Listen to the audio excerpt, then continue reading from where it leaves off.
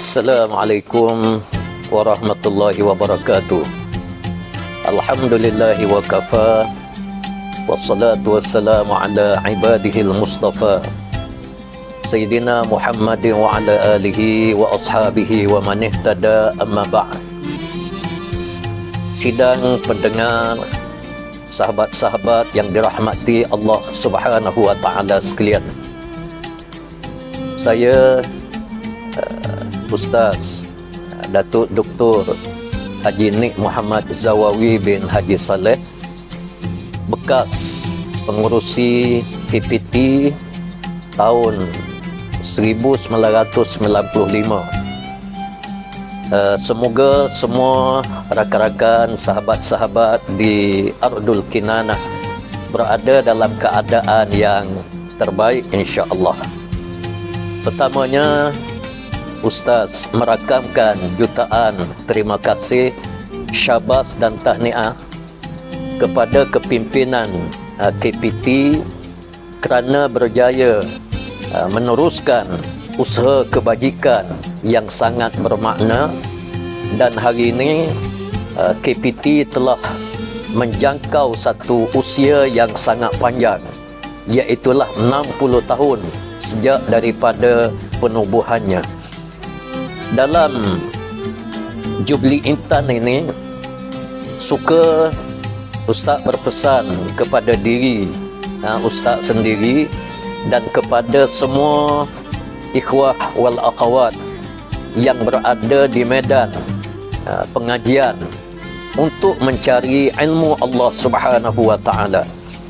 Satu perkara yang harus kita ingat bahawa menuntut ilmu yang difardu oleh Allah Subhanahu wa taala kepada kita adalah satu perkara yang sangat besar di dalam kehidupan kita, sehingga Allah Subhanahu wa taala mengecualikan orang-orang yang menuntut ilmu ini daripada melibatkan diri di medan peperangan, sebagaimana ayat yang kita semua maklum, falaula nafara min kulli firqatin minhum ta'ifatun liyatafaqahu fid din waliyunziru qaumahum iza raja'u ilaihim la'allahum yahzarun.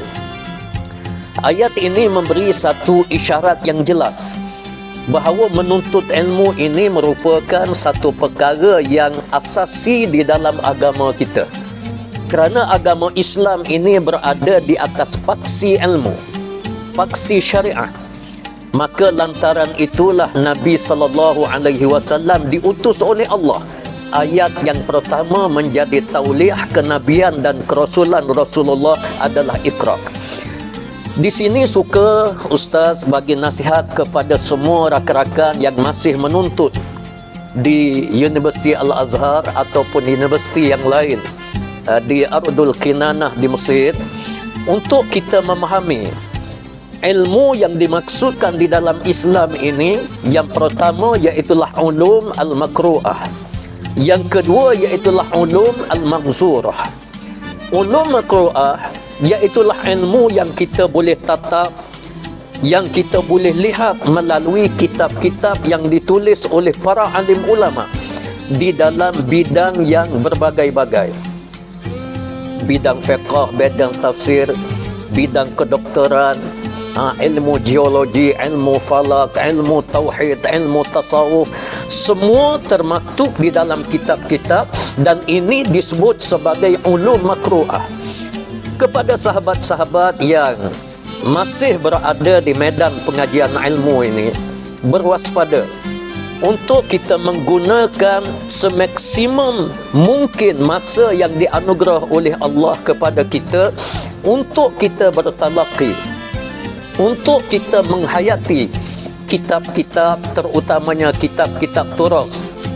Jangan sampai bila kita balik ke negara, balik ke medan untuk kita menyampaikan dakwah, kita termasuk dalam golongan faqidu syai' la yu'ti. Na'udzubillahi min zalik.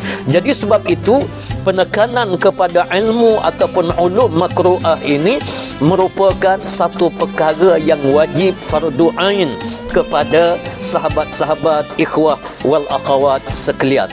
Jadi pastikan sebelum kita pulang ke Malaysia, kita memiliki sumber ilmu yang mantap. Kita mampu membaca ulum at-turathi, kitab-kitab lama yang dikarang oleh para alim ulama. Kita juga menguasai kitab-kitab dan buku-buku muasir yang ditulis oleh para alim ulama, terutama sekali para alim ulama gerakan Islam. Itu satu aspek yang perlu ditekankan. Yang kedua yang Ustaz nak tekankan iaitulah ulum al-manzurah.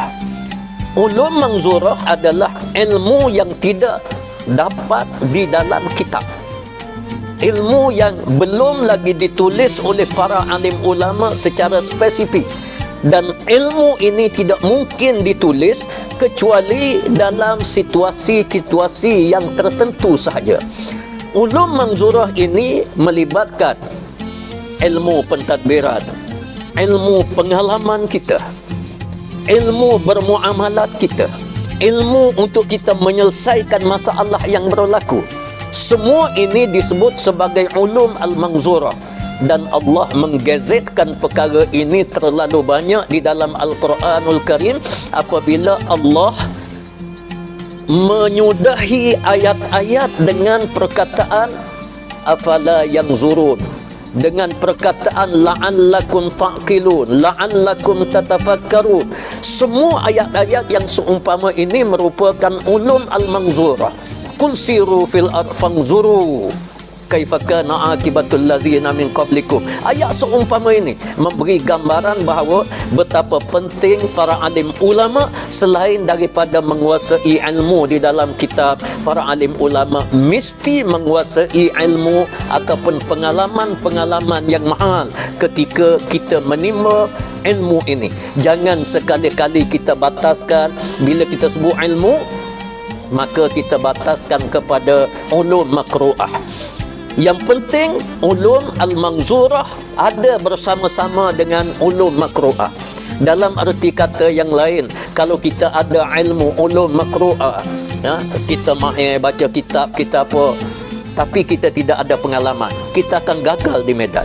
Begitu juga kalau kita pengalaman banyak, kita berpersatuan, kita buat itu, kita buat ini, mahir, tapi kita tidak ada ulum makru'ah. Kitab kita tak boleh baca, kita tak boleh menghayati, hadis-hadis kita tak hafaz, usul-usul fiqh, matan-matan dia kita tak hafaz, maka kita akan gagal. Maka kedua-dua ilmu ini sangat mustahab. Jadi Ustaz menyarankan kepada semua anak-anak Ustaz yang adik-adik semua yang belajar di Mesir, supaya melibatkan diri dengan persatuan, dengan KPT. Sebab KPT ini adalah medan kita untuk kita mencari ulum al-manzurah. Kita nak selesaikan masalah sahabat-sahabat kita yang lain. Macam mana kita nak mengatasi ekonomi ataupun sumber keuangan KPT. Macam mana kita nak selesaikan masalah kadang-kadang pergaduhan berlaku dalam kalangan pelajar-pelajar kita.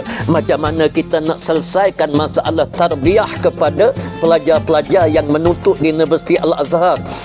Tarbiyah, semua ini adalah ulum manzurah.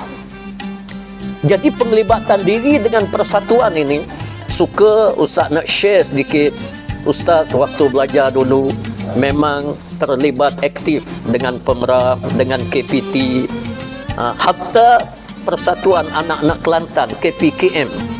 Ustaz terlibat menjadi penasihat dan seumpamanya. Alhamdulillah, syukur pada Allah Subhanahu wa taala, memang banyak lagi ruang untuk kita bertalaqi di luar daripada universiti.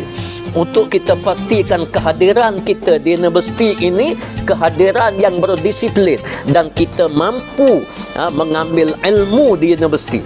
Dan perlu kita ingat, ilmu di universiti ini ibarat adalah kunci kepada satu bilik. Itu saja. Ilmu universiti adalah asas, dia kunci kepada bilik.